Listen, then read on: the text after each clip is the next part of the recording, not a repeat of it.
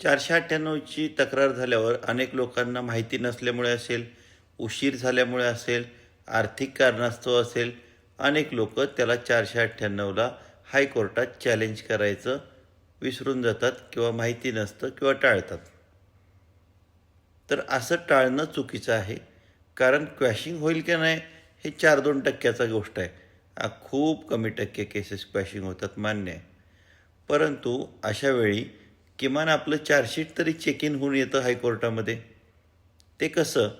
तर आपण ज्यावेळेस स्क्वॅशिंगसाठी केस दाखल करतो त्यावेळी काही कालावधीनंतर चार्जशीट आपल्या केसमध्ये कोर्टामध्ये जातं आणि ते चार्जशीट आपण हायकोर्टमध्ये अपडेट करतो. मग किमान त्यामध्ये काही त्रुटी असेल ती तरी मान्य न्यायालयाच्या समोर येऊ शकते.